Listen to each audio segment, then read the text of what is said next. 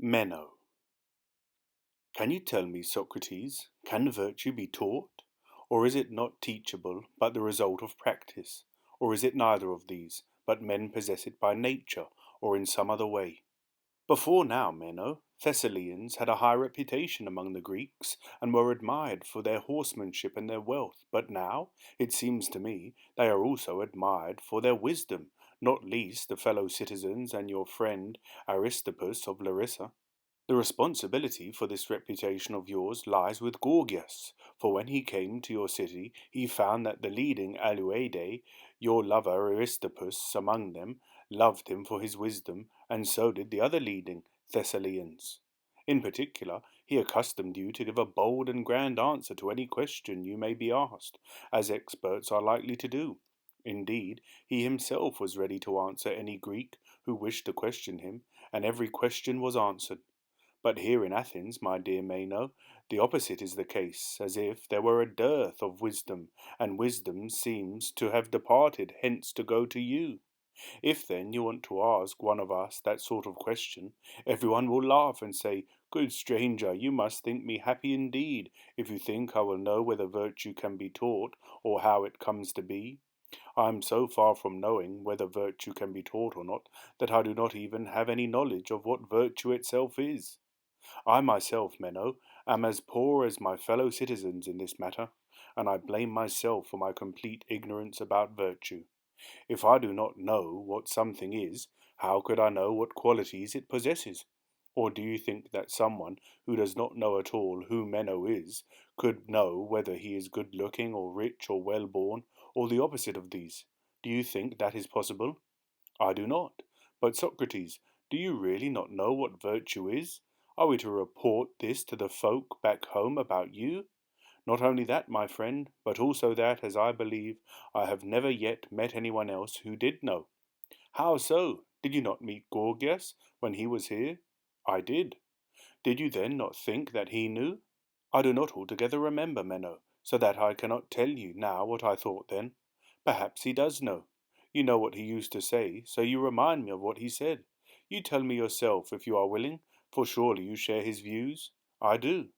Let us leave Gorgias out of it, since he is not here. But Meno, by the gods, what do you yourself say that virtue is? Speak, and do not begrudge us, so that I may have spoken a most unfortunate untruth when I said that I had never met anyone who knew, if you and Gorgias are shown to know. It is not hard to tell you, Socrates. First, if you want the virtue of a man, it is easy to say that a man's virtue consists of being able to manage public affairs, and in so doing to benefit his friends and harm his enemies, and to be careful that no harm comes to himself. If you want the virtue of a woman, it is not difficult to describe. She must manage the home well, preserve its possessions, and be submissive to her husband. The virtue of a child, whether male or female, is different again, and so is that of an elderly man, if you want that, or if you want that of a free man or a slave. And there are very many other virtues, so that one is not at a loss to say what virtue is. There is virtue for every action and every age, for every task of ours and every one of us, and Socrates, the same is true for wickedness. I seem to be in great luck, Meno. While I am looking for one virtue, I have found you to have a whole swarm of them. But Meno, to follow up the image of swarms, if I were asking you what is the nature of bees, and you said that they are many and of all kinds, what would you answer if I asked you, do you mean that they are many and varied and different from one another in so far as they are bees? Or are they no different in that regard, but in some other respect, in their beauty, for example, or their size, or in some other such way? Tell me, what would you answer if thus questioned? I would say that they do not differ from one another in being bees. If I went on to say, tell me, what is this very thing, Meno, in which they are all the same and do not differ from one another, would you be able to tell me? I would. The same is true in the case of the virtues. Even if they are many and various, all of them have one and the same form which makes them virtues, and it is right to look to this when one is asked to make clear what virtue is, or do you not understand what I mean? I think I understand, but I certainly do not grasp the meaning of the question as fully as I want to. I am asking whether you think it is only in the case of virtue that there is one for man, another for woman, and so on, or is the same true in the case of health and size and strength? Do you think that there is one health for man and another for woman? Or, if it is health, does it have the same form everywhere, whether in man or in anything else whatever? The health of a man seems to me the same as that of a woman, and so with size and strength. If a woman is strong, that strength will be the same and have the same form, for by the same I mean that strength is no different as far as being strength, whether in a man or a woman, or do you think there is a difference? I do not think so. And will there be any difference in the case of virtue, as far as being virtue is concerned, whether it be in a child or an old man, in a woman or a man? I think, Socrates, that somehow this is no longer like those other cases. How so? Do you not say that the virtue of a man consists of managing the city well, and that of a woman of managing the household? I did.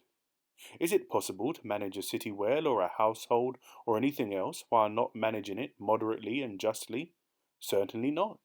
Then if they manage justly and moderately, they must do so with justice and moderation. Necessarily. So both the man and the woman, if they are to be good, need the same things, justice and moderation. So it seems. What about a child and an old man? Can they possibly be good if they are intemperate and unjust?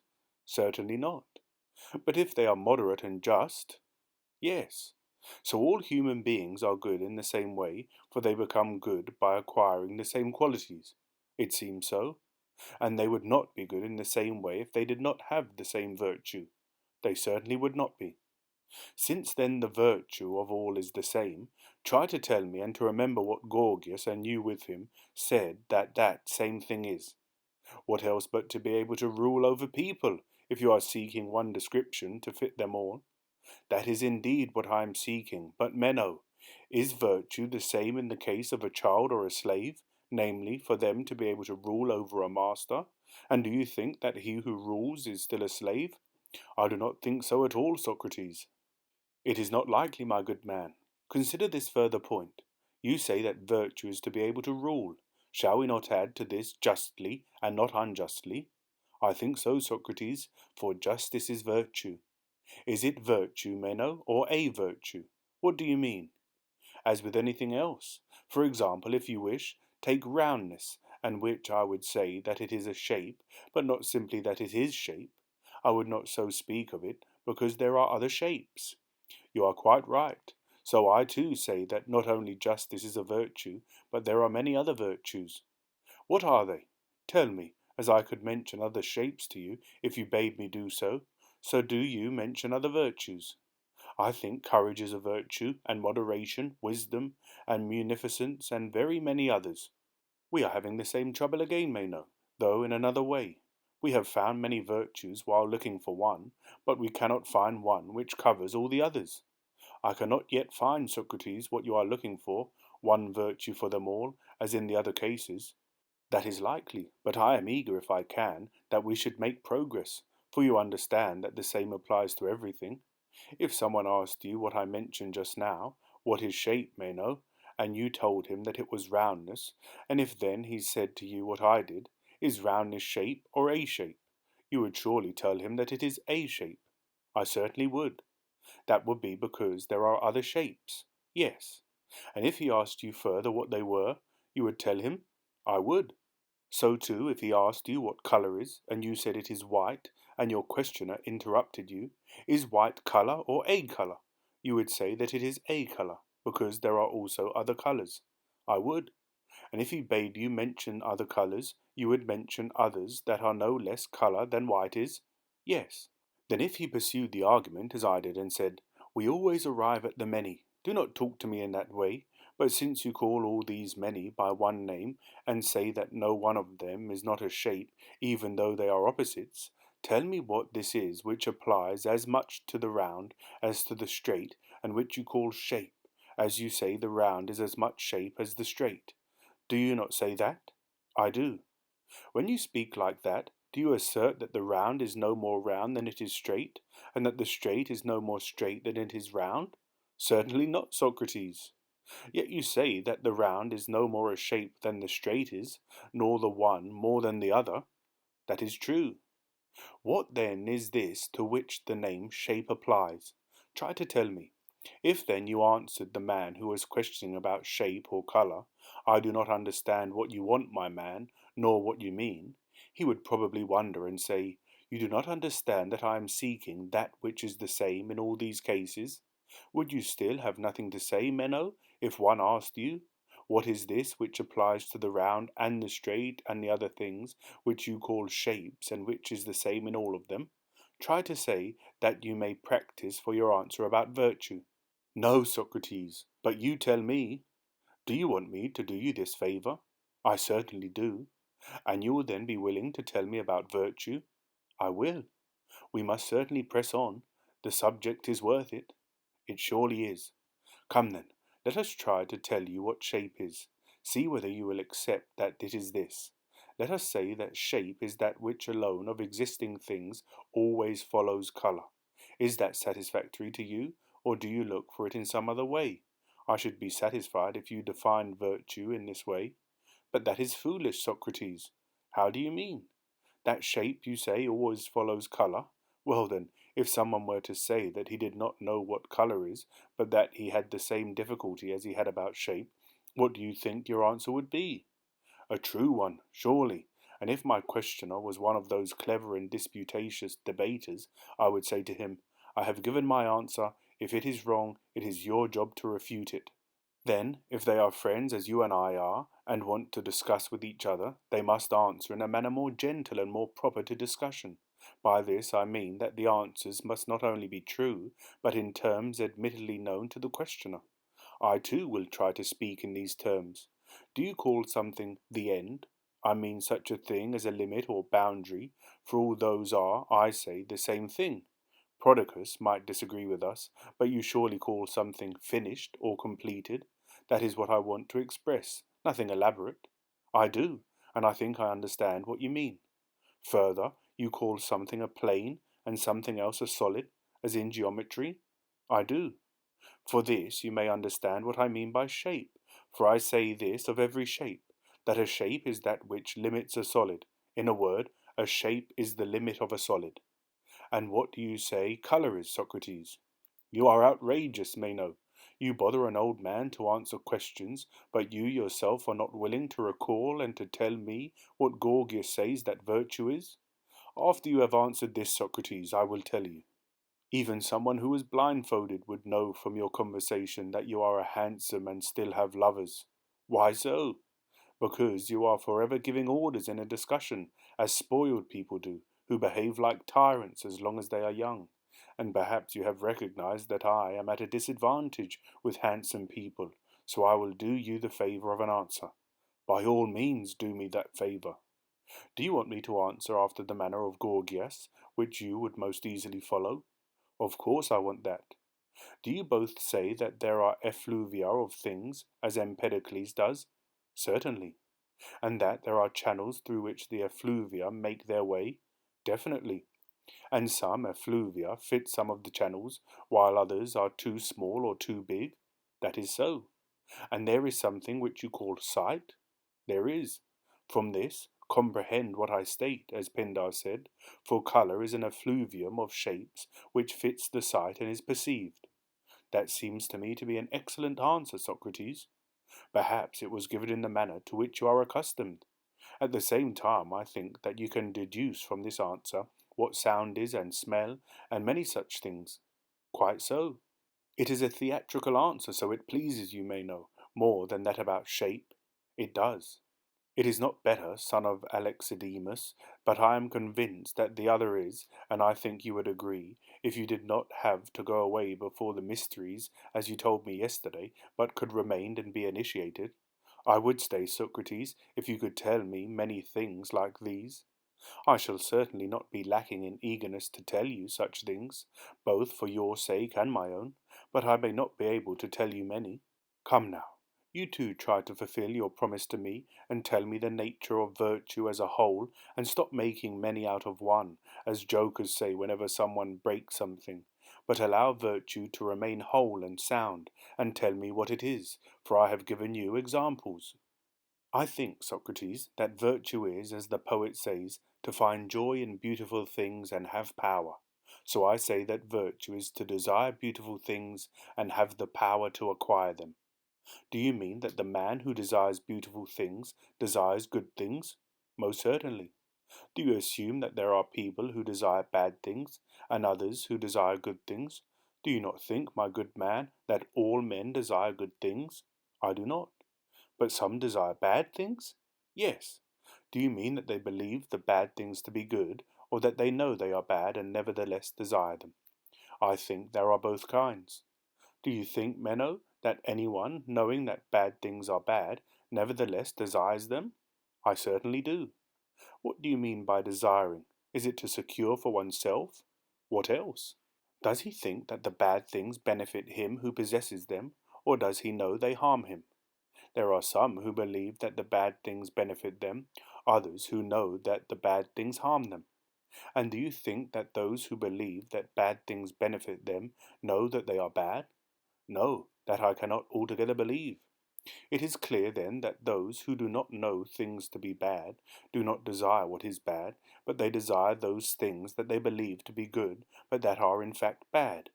It follows that those who have no knowledge of these things and believe them to be good clearly desire good things. Is that not so? It is likely. Well then, those who you say desire bad things, believing that bad things harm their possessor, know that they will be harmed by them? Necessarily. And do they not think that those who are harmed are miserable to the extent that they are harmed? That too is inevitable. And that those who are miserable are unhappy? I think so. Does anyone wish to be miserable and unhappy? I do not think so, Socrates. No one then wants what is bad, Meno, unless he wants to be such, for what else is being miserable but to desire bad things and secure them? You are probably right, Socrates, and no one wants what is bad.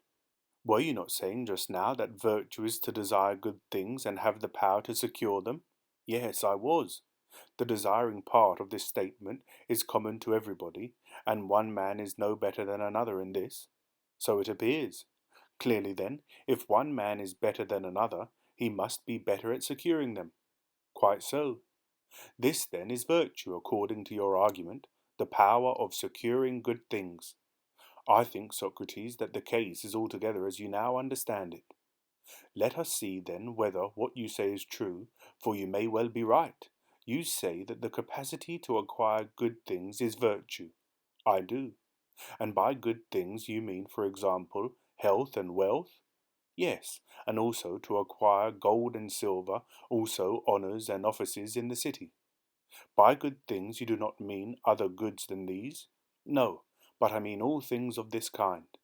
Very well. According to Meno, the hereditary guest friend of the great king, virtue is the acquisition of gold and silver.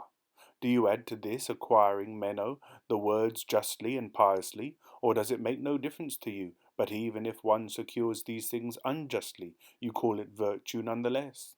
Certainly not, Socrates. You would then call it wickedness? Indeed I would. It seems then that the acquisition must be accompanied by justice or moderation or piety or some other part of virtue. If it is not, it will not be virtue, even though it provides good things. How could there be virtue without these? Then, failing to secure gold and silver, whenever it would not be just to do so, either for oneself or another, is not this failure to secure them also virtue? So it seems. Then to provide these goods would not be virtue any more than not to provide them, but apparently whatever is done with justice will be virtue, and what is done without anything of the kind is wickedness. I think it must necessarily be as you say. We said a little while ago that each of these things was a part of virtue, namely justice and moderation and all such things. Yes. Then you are playing with me, Meno. How so, Socrates? Because I begged you just now not to break up or fragment virtue, and I gave examples of how you should answer. You paid no attention, but you tell me that virtue is to be able to secure good things with justice, and justice, you say, is a part of virtue. I do.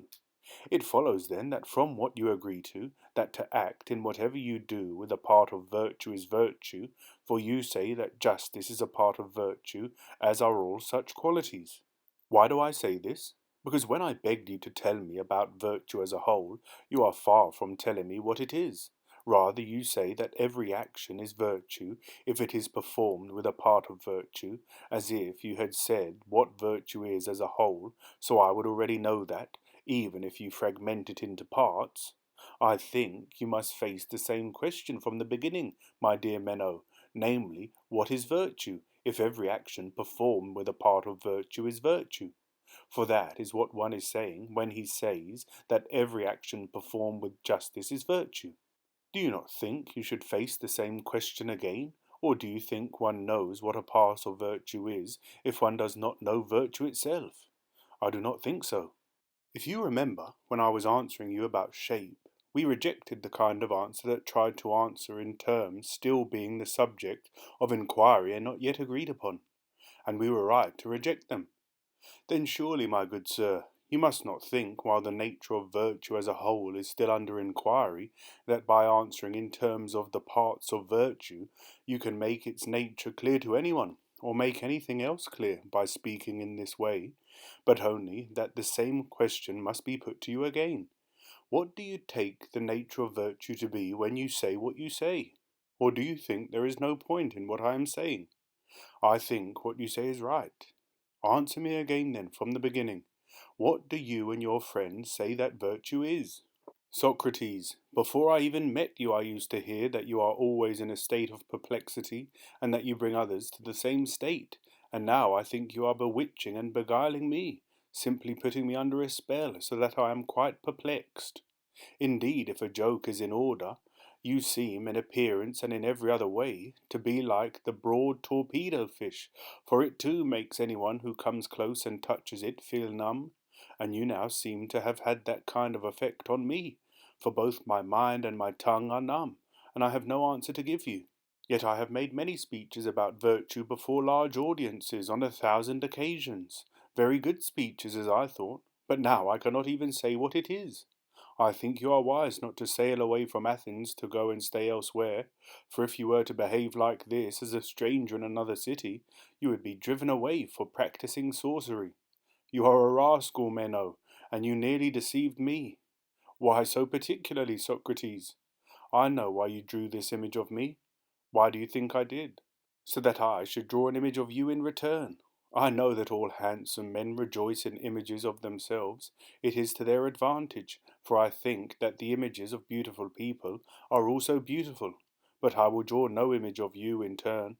Now, if the torpedo fish is itself numb, and so makes others numb, then I resemble it, but not otherwise, for I myself do not have the answer when I perplex others, but I am more perplexed than anyone when I cause perplexity in others. So now I do not know what virtue is. Perhaps you knew before you contacted me, but now you are certainly like one who does not know. Nevertheless, I want to examine and seek together with you what it may be. How will you look for it, Socrates, when you do not know at all what it is? How will you aim to search for something you do not know at all? If you should meet with it, how will you know that this is the thing that you did not know? I know what you want to say, Meno. Do you realize what a debater's argument you are bringing up? That a man cannot search either for what he knows or for what he does not know? He cannot search for what he knows, since he knows it, there is no need to search, nor for what he does not know, for he does not know what to look for. Does that argument not seem sound to you, Socrates? Not to me. Can you tell me why? I can. I have heard wise men and women talk about divine matters. What did they say? What was, I thought, both true and beautiful? What was it, and who were they? The speakers were among the priests and priestesses whose care it is to be able to give an account of their practices. Pindar too says it, and many others of the divine among our poets. What they say is this. See whether you think they speak the truth. They say that the human soul is immortal. At times it comes to an end, which they call dying. At times it is reborn, but it is never destroyed, and one must therefore live one's life as piously as possible. Persephone will return to the sun above in the 9th year, the souls of those from whom she will exact punishment for old miseries, and from these come noble kings, mighty in strength and greatest in wisdom, and for the rest of time men will call them sacred heroes. As the soul is immortal, has been born often, and has seen all things here and in the underworld, there is nothing which it has not learned. So it is in no way surprising that it can recollect the things it knew before, both about virtue and other things. As the whole of nature is akin, and the soul has learned everything, nothing prevents a man, after recalling one thing only, a process men call learning, discovering everything else for himself, if he is brave and does not tire of the search, for searching and learning are, as a whole, recollection. We must, therefore, not believe that debate is argument, for it would make us idle, and faint-hearted men like to hear it, whereas my argument makes them energetic and keen on the search. I trust that this is true, and I want to inquire along with you into the nature of virtue. Yes, Socrates, but how do you mean that we do not learn, but that what we call learning is recollection? Can you teach me that this is so? As I said just now, Meno, you are a rascal. You now ask me if I can teach you, when I say there is no teaching but recollection, in order to show me up at once as contradicting myself. No, by Zeus, Socrates, that was not my intention when I spoke, but just a habit. If you can somehow show me that things are as you say, please do so. It is not easy, but I am nevertheless willing to do my best for your sake. Call one of these many attendants of yours, whichever you like, that I may prove it to you in his case. Certainly. You there, come forward. Is he a Greek? Does he speak Greek? Very much so. He was born in my household. Pay attention, then, whether you think he is recollecting or learning from me. I will pay attention. Tell me now, boy, you know that a square figure is like this? I do. A square, then, is a figure in which all these four sides are equal. Yes, indeed. And it also has these lines through the middle equal. Yes. And such a figure could be larger or smaller? Certainly. If then this side were 2 feet and this other side 2 feet, how many feet would the whole be? Consider it this way. If it were 2 feet this way and only 1 foot that way, the figure would be once 2 feet. Yes. But if it is 2 feet also that way, it would surely be twice 2 feet. Yes. How many feet is twice 2 feet? Work it out and tell me. 4, Socrates. Now, we could have another figure, twice the size of this one, with the 4 sides equal like this one. Yes. How many feet will that be? 8. Come now, try to tell me how long each side of this will be. The side of this is 2 feet. What about each side of the one, which is its double? Obviously, Socrates, it will be twice the length. You see, Meno, that I am not teaching the boy anything, but all I do is question him, and now he thinks he knows the length of the line on which an 8-foot figure is based. Do you agree? I do. And does he know? Certainly not. He thinks it is a line twice the length. Yes. Watch him now recollecting things in order, as one must recollect.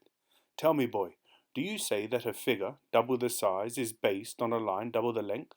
Now I mean such a figure as this, not long on one side and short on the other, but equal in every direction like this one, and double the size, that is, 8 feet. See whether you still believe that it will be based on a line double the length. I do. Now the line becomes double its length if we add another of the same length here. Yes, indeed. And the 8-foot square will be based on it if there are 4 lines of that length. Yes. Well, let us draw from it 4 equal lines, and surely that is what you say is the 8-foot square. Certainly.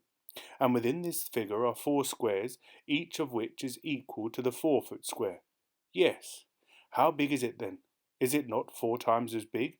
Of course. Is this square then, which is 4 times as big, its double? No, by Zeus. How many times bigger is it? 4 times. Then, my boy, the figure based on a line twice the length is not double, but 4 times as big. You are right. And 4 times 4 is 16, is it not? Yes. On how long a line should the 8-foot square be based? On this line we have a square that is 4 times bigger, do we not? Yes. Now this 4-foot square is based on this line here, half the length. Yes. Very well. Is the 8-foot square not double this one and half that one? Yes. Will it not be based on a line longer than this one and shorter than that one? Is that not so? I think so. Good. You answer what you think. And tell me, was this one not 2 feet long and that one 4 feet? Yes. The line on which the 8-foot square is based must then be longer than this one of 2 feet and shorter than that one of 4 feet. It must be. Try to tell me then how long a line you say it is. 3 feet. Then if it is 3 feet, let us add the half of this one, and it will be 3 feet, for these are 2 feet, and the other is 1. And here, similarly, these are 2 feet, and that one is 1 foot, and so the figure you mentioned comes to be. Yes. Now if it is 3 feet this way and 3 feet that way, will the whole figure be 3 times 3 feet? So it seems. How much is 3 times 3 feet? 9 feet. And the double square was to be how many feet? 8. So the 8-foot figure cannot be based on the 3-foot line. Clearly not. But on how long a line? Try to tell us exactly, and if you do not want to work it out, show me from what line. By Zeus, Socrates, I do not know. You realize, Meno, what point he has reached in his recollection? At first he did not know what the basic line of the 8-foot square was. Even now he does not yet know, but then he thought he knew, and answered confidently as if he did know. And he did not think himself at a loss, but now he does think himself at a loss, and as he does not know, neither does he think he knows. That is true. So he is now in a better position with regard to the matter he does not know. I agree with that too. Have we done him any harm by making him perplexed and numb, as the torpedo fish does? I do not think so. Indeed, we have probably achieved something relevant to finding out how matters stand, for now, as he does not know, he would be glad to find out, whereas before he thought he could easily make many fine speeches to large audiences about the square of double size, and said that it must have a base twice as long. So it seems. Do you think that before he would have tried to find out that which he thought he knew, though he did not, before he fell into perplexity, and realized he did not know and longed to know? I do not think so, Socrates. Has he then benefited from being numbed? I think so. Look then how he will come out of his perplexity while searching along with me. I shall do nothing more than ask questions and not teach him. Watch whether you find me teaching and explaining things to him instead of asking for his opinion.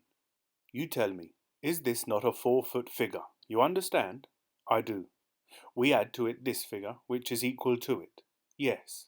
And we add this third figure, equal to each of them. Yes.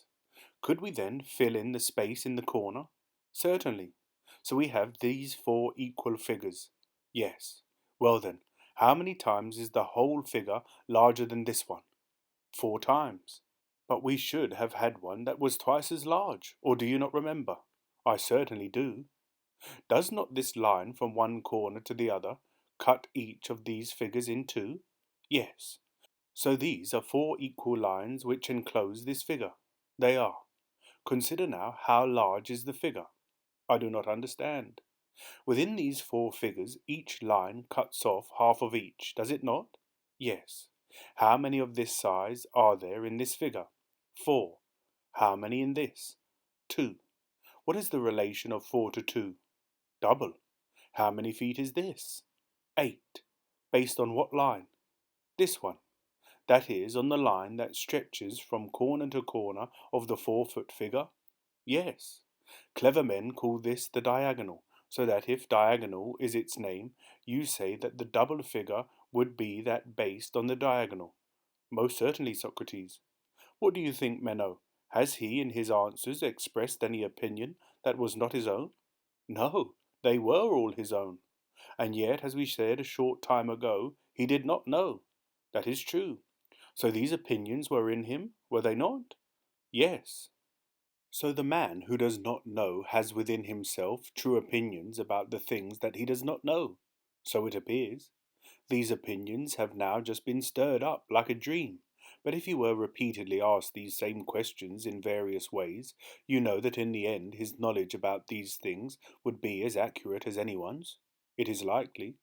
And he will know it without having been taught, but only questioned, and find the knowledge within himself. Yes. And is not finding knowledge within oneself recollection? Certainly. Must he not either have at some time acquired the knowledge he now possesses, or else have always possessed it? Yes. If he always had it, he would always have known. If he acquired it, he cannot have done so in his present life, or has someone taught him geometry? For he will perform in the same way about all geometry and all other knowledge. Has someone taught him everything? You should know, especially as he has been born and brought up in your house. But I know that no one has taught him. Yet he has these opinions, or doesn't he? That seems indisputable, Socrates. If he has not acquired them in his present life, is it not clear that he had them and had learned them at some other time? It seems so. Then that was the time when he was not a human being. Yes. If then, during the time he exists and is not a human being, he will have true opinions which, when stirred by questioning, become knowledge, will not his soul have learned during all time? For it is clear that during all time he exists, either as a man or not. So it seems. Then if the truth about reality is always in our soul, the soul would be immortal, so that you should always confidently try to seek out and recollect what you do not know at present, that is, what you do not recollect. Somehow, Socrates, I think that what you say is right. I think so too, Meno. I do not insist that my argument is right in all other respects, but I would contend at all costs, both in word and deed, as far as I could, that we will be better men, braver and less idle, if we believe that one must search for the things one does not know, rather than if we believe that it is not possible to find out what we do not know, and that we must not look for it. In this too I think you are right, Socrates. Since we are of one mind that one should seek to find out what one does not know, shall we try to find out together what virtue is? Certainly. But Socrates, I should be most pleased to investigate and hear your answer to my original question, whether we should try on the assumption that virtue is something teachable, or is a natural gift, or in whatever way it comes to men. If I were directing you, Meno, and not only myself, we would not have investigated whether virtue is teachable or not before we had investigated what virtue itself is. But because you do not even attempt to rule yourself in order that you may be free, but you try to rule me and do so, I will agree with you. For what can I do? So we must, it appears, inquire into the qualities of something the nature of which we do not yet know. However, please relax your rule a little bit for me and agree to investigate whether it is teachable or not by means of a hypothesis. I mean the way geometers often carry on their investigations. For example, if they are asked whether a specific area can be inscribed in the form of a triangle within a given circle, one of them might say, I do not yet know whether that area has the property, but I think I have, as it were, a hypothesis that is of use for the problem, namely this: if that area is such that when one has applied it as a rectangle to the given straight line in the circle, it is deficient by a figure similar to the very figure which is applied, then I think one alternative results, whereas another results if it is impossible for this to happen. So, by using this hypothesis, I am willing to tell you what results with regard to inscribing it in the circle, that is, whether it is impossible or not. So let us speak about virtue also, since we do not know either what it is or what qualities it possesses, and let us investigate whether it is teachable or not by means of a hypothesis, and say this. Among the things existing in the soul, of what sort is virtue, that it should be teachable or not? First, if it is another sort than knowledge, is it teachable or not, or, as we were just saying, recollectable? Let it make no difference to us which term we use. Is it teachable, or is it plain to anyone that men cannot be taught anything but knowledge? I think so. But if virtue is a kind of knowledge, it is clear that it could be taught. Of course. We have dealt with that question quickly, that if it is of one kind it can be taught, if it is of a different kind it cannot. We have indeed. The next point to consider seems to be whether virtue is knowledge or something else. That does seem to be the next point to consider. Well now, do we say that virtue is itself something good, and will this hypothesis stand firm for us, that it is something good? Of course. If then there is anything else, good, that is different and separate from knowledge, virtue might well not be a kind of knowledge, but if there is nothing good that knowledge does not encompass, we would be right to suspect that it is a kind of knowledge. That is so. Surely virtue makes us good. Yes, and if we are good, we are beneficent, for all that is good is beneficial. Is that not so? Yes. So virtue is something beneficial. That necessarily follows from what has been agreed. Let us then examine what kinds of things benefit us, taking them up one by one. Health, we say, and strength and beauty, and also wealth. We say that these things and others of the same kind benefit us, do we not? We do. Yet we say that these same things also sometimes harm one. Do you agree or not? I do. Look then, what directing factor determines in each case whether these things benefit or harm us? Is it not the right use of them that benefits us and the wrong use that harms us? Certainly. Let us now look at the qualities of the soul. There is something you call moderation and justice, courage, intelligence, memory, munificence, and all such things? There is. Consider whichever of these you believe not to be knowledge, but different from it. Do they not at times harm us, at other times benefit us? Courage, for example, when it is not wisdom, but like a kind of recklessness. When a man is reckless without understanding, he is harmed. When with understanding, he is benefited. Yes, the same is true of moderation and mental quickness. When they are learned and disciplined with understanding, they are beneficial, but without understanding, they are harmful. Very much so. Therefore, in a word, all that the soul undertakes and endures, if directed by wisdom, ends in happiness, but if directed by ignorance, it ends in the opposite. That is likely. If then virtue is something in the soul and it must be beneficial, it must be knowledge, since all the qualities of the soul are in themselves neither beneficial nor harmful, but accompanied by wisdom or folly they become harmful or beneficial. This argument shows that virtue, being beneficial, must be a kind of wisdom. I agree. Furthermore, those things we were mentioning just now, wealth and the like, are at times good and at times harmful. Just as for the rest of the soul, the direction of wisdom makes things beneficial, but harmful if directed by folly. So in these cases, if the soul uses and directs them right, it makes them beneficial, but bad use makes them harmful. Quite so. The wise soul directs them right, the foolish soul wrongly. That is so.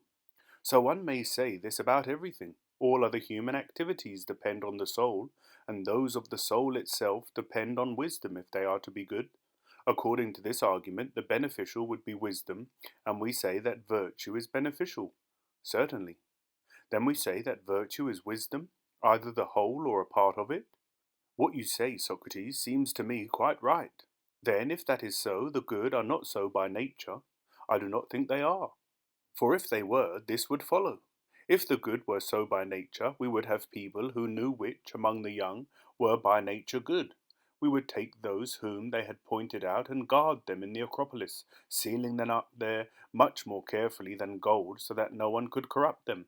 And when they reached maturity, they would be useful to their cities. Reasonable enough, Socrates.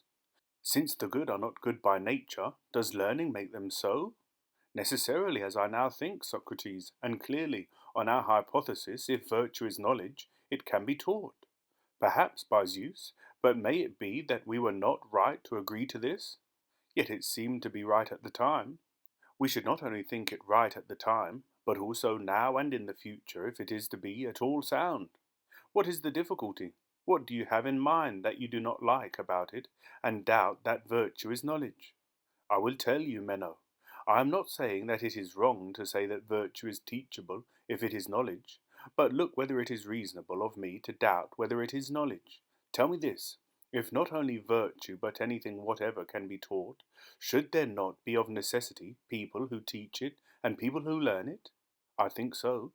Then again, if on the contrary there are no teachers or learners of something, we should be right to assume that the subject cannot be taught. Quite so. But do you think that there are no teachers of virtue? I have often tried to find out whether there were any teachers of it, but in spite of all my efforts I cannot find any. And yet I have searched for them with the help of many people, especially those whom I believe to be most experienced in this matter. And now, Meno, Anytus here has opportunely come to sit down by us. Let us share our search with him. It would be reasonable for us to do so, for Anytus, in the first place, is the son of Anthemion, a man of wealth and wisdom, who did not become rich automatically or as the result of a gift like Ismenias the Theban, who recently acquired the possessions of Polycrates, but through his own wisdom and efforts. Further, he did not seem to be an arrogant or puffed up or offensive citizen in other ways, but he was a well-mannered and well-behaved man. Also, he gave our friends here a good upbringing and education, as the majority of Athenians believe, for they are electing him to the highest offices. It is right, then, to look for the teachers of virtue with the help of men such as he, whether there are any, and if so, who they are. Therefore, Anytus, please join me and your guest friend Meno here in our inquiry as to who are the teachers of virtue. Look at it in this way. If we wanted Meno to become a good physician, to what teachers would we send him? Would we not send him to the physicians? Certainly. And if we wanted him to be a good shoemaker, to shoemakers? Yes. And so with other pursuits? Certainly. Tell me again on this same topic, like this. We say that we would be right to send him to the physicians if we want him to become a physician. Whenever we say that, we mean that it would be reasonable to send him to those who practice the craft rather than to those who do not, and to those who exact fees for this very practice and have shown themselves to be teachers of anyone who wishes to come to them and learn. Is it not with this in mind that we would be right to send him? Yes. And the same is true about flute playing and the other crafts. It would be very foolish for those who want to make someone a flute player to refuse to send him to those who profess to teach the craft and make money at it, but to send him to make trouble for others by seeking to learn from those who do not claim to be teachers or have a single pupil in that subject which we want the one we send to learn from them. Do you not think it very unreasonable to do so? By Zeus, I do, and also very ignorant. Quite right. However, you can deliberate with me about our guest friend Meno here. He has been telling me for some time, Anytus, that he longs to acquire that wisdom and virtue which enables men to manage their households and their cities well, to take care of their parents, to know how to welcome and to send away both citizens and strangers, as a good man should. Consider to whom we should be right to send him to learn this virtue. Or is it obvious, in view of what was said just now, that we should send him to those who profess to be teachers of virtue and have shown themselves to be available to any Greek who wishes to learn, and for this fix a fee and exact it?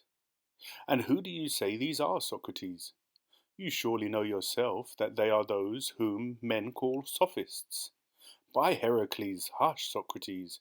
May no one of my household or friends, whether citizen or stranger, be mad enough to go to these people and be harmed by them, for they clearly cause the ruin and corruption of their followers.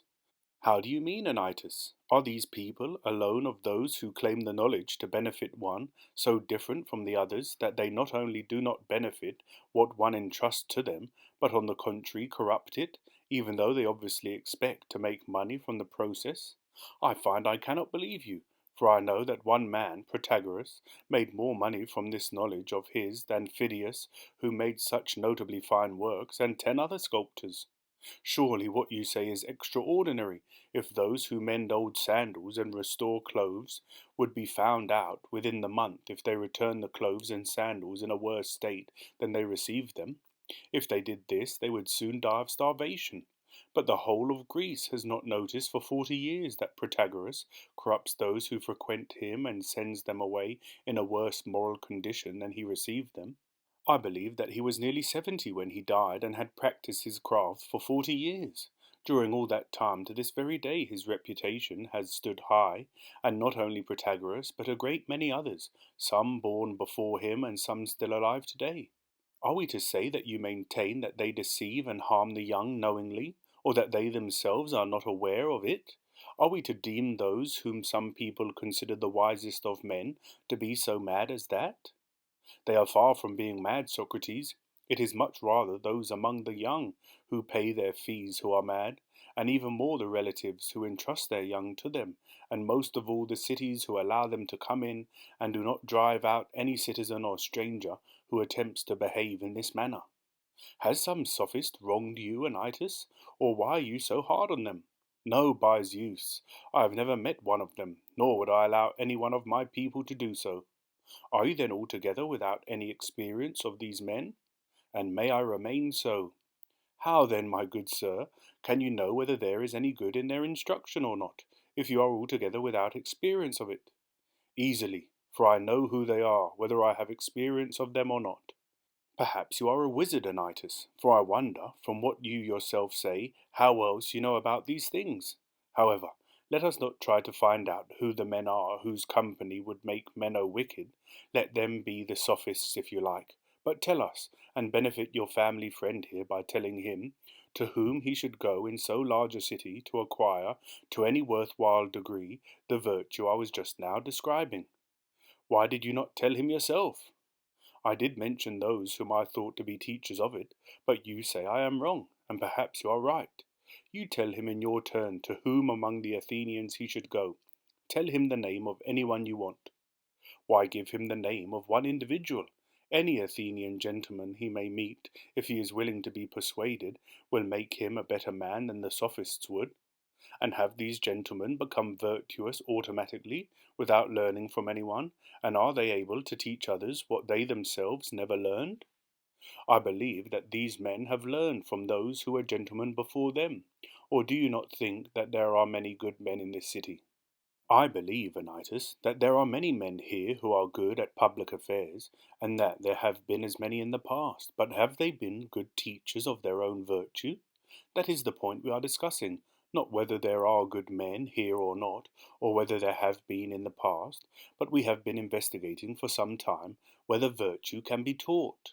And in the course of that investigation we are inquiring whether the good men of today and of the past knew how to pass on to another the virtue they themselves possessed, or whether a man cannot pass it on or receive it from another. This is what Meno and I have been investigating for some time. Look at it this way, from what you yourself have said. Would you not say that Themistocles was a good man? Yes, even the best of men, and therefore a good teacher of his own virtue, if anyone was. I think so, if he wanted to be.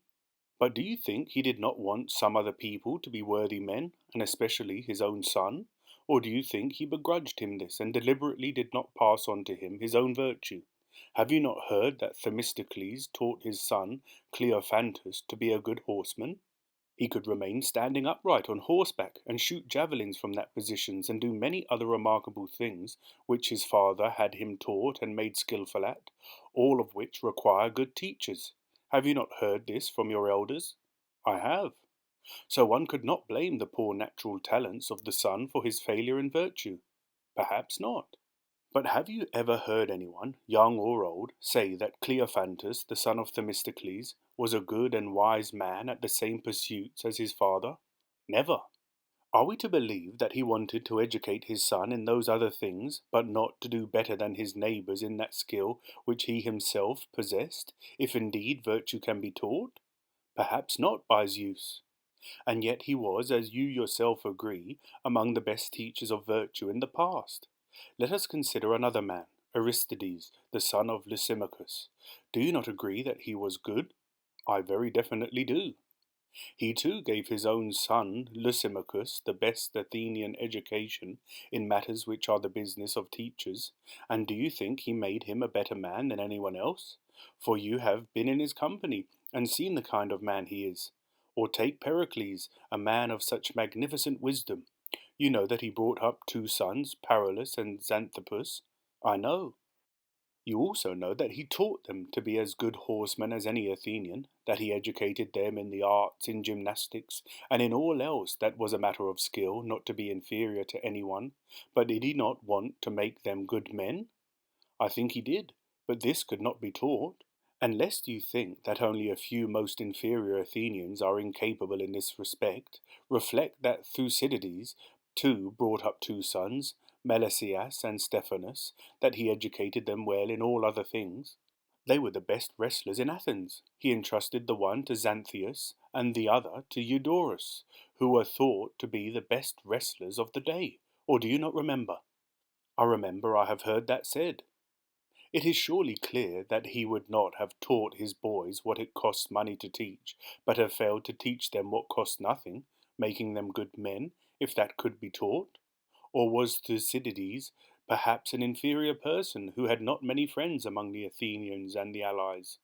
He belonged to a great house. He had great influence in the city and among the other Greeks, so that if virtue could be taught, he would have found the man who could make his sons good men, be it a citizen or a stranger, if he himself did not have the time because of his public concerns. But, friend Anytus, virtue can certainly not be taught. I think, Socrates, that you easily speak ill of people. I would advise you, if you will listen to me, to be careful. Perhaps also in another city, and certainly here, it is easier to injure people than to benefit them. I think you know that yourself. I think, Meno, that Anytus is angry, and I am not at all surprised. He thinks, to begin with, that I am slandering those men, and then he believes himself to be one of them. If he ever realizes what slander is, he will cease from anger, but he does not know it. You tell me, are there not worthy men among your people? Certainly. Well now, are they willing to offer themselves to the young as teachers? Do they agree that they are teachers, and that virtue can be taught? No, by Zeus, Socrates, but sometimes you would hear them say that it can be taught, at other times that it cannot. Should we say that they are teachers of this subject, when they do not even agree on this point? I do not think so, Socrates. Further, do you think that these sophists, who alone profess to be so, are teachers of virtue? I admire this most in Gorgias, Socrates, that you would never hear him promising this. Indeed, he ridicules the others when he hears them making this claim. He thinks one should make people clever speakers. You do not think, then, that the sophists are teachers? I cannot tell, Socrates. Like most people, at times I think they are, at other times I think they are not. Do you know that not only you and the other public men at times think that it can be taught, at other times that it cannot, but that the poet Theognis says the same thing? Where? In his elegiacs. Eat and drink with these men and keep their company. Please those whose power is great, for you will learn goodness from the good. If you mingle with bad men, you will lose even what wit you possess. You see that here he speaks as if virtue can be taught. So it appears. Elsewhere he changes somewhat. If this could be done, he says, and intelligence could be instilled, somehow those who could do this would collect large and numerous fees. And further, never would a bad son be born of a good father, for he would be persuaded by wise words. But you will never make a bad man good by teaching. You realize that the poet is contradicting himself on the same subject? He seems to be. Can you mention any other subject of which those who claim to be teachers not only are not recognized to be teachers of others, but are not recognized to have knowledge of it themselves, and are thought to be poor in the very matter which they profess to teach? Or any other subject of which those who are recognized as worthy teachers at one time say it can be taught, and at other times that it cannot? Would you say that people who are so confused about a subject can be effective teachers of it? No, by Zeus, I would not. If then neither the sophists nor the worthy people themselves are teachers of this subject, clearly there would be no others. I do not think there are. If there are no teachers, neither are there pupils, as you say.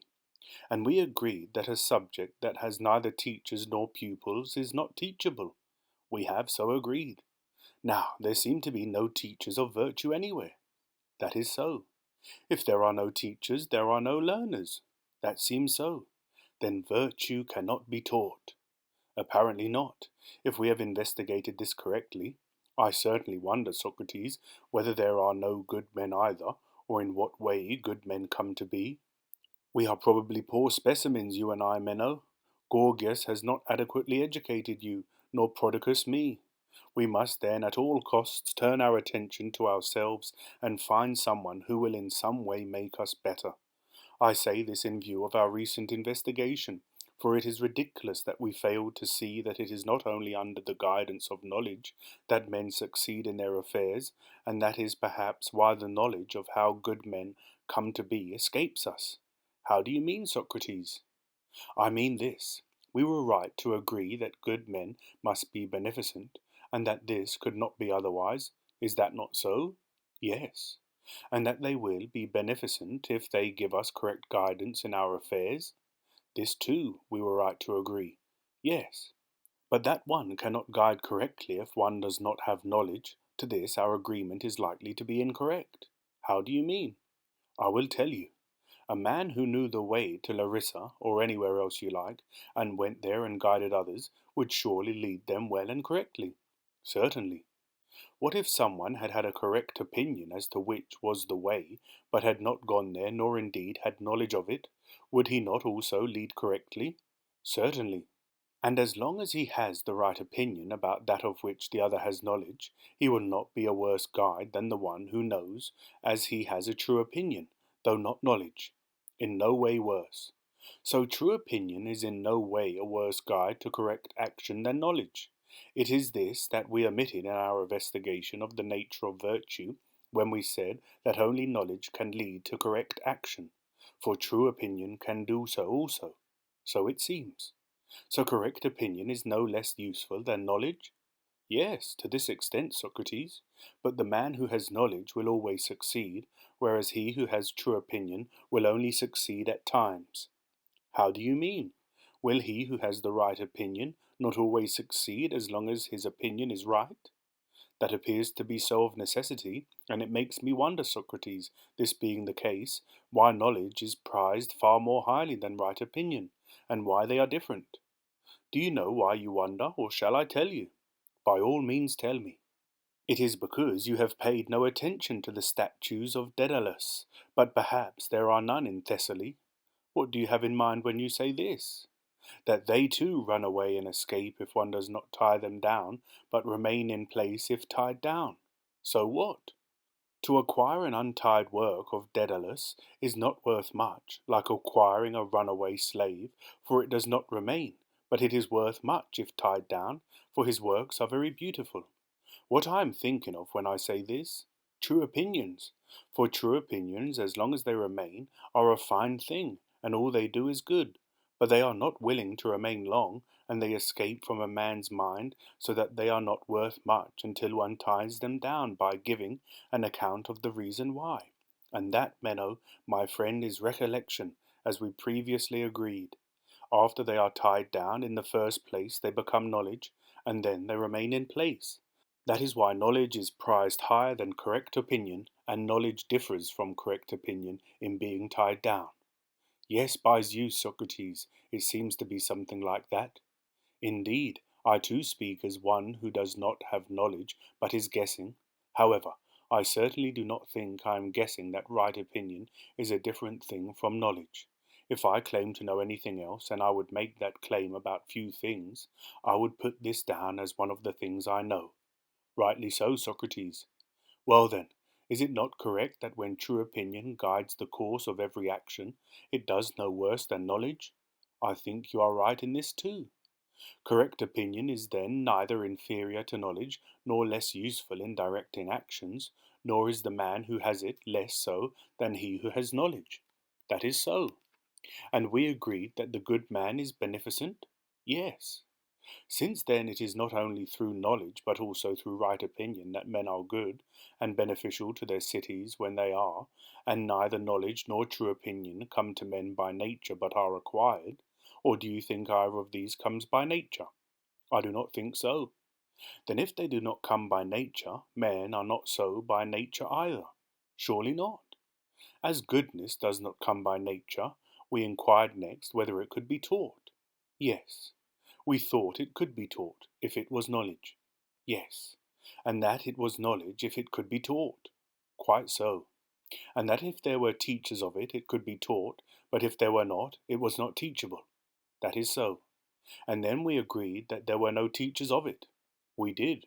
So we agreed that it was neither teachable nor knowledge. Quite so. But we certainly agree that virtue is a good thing.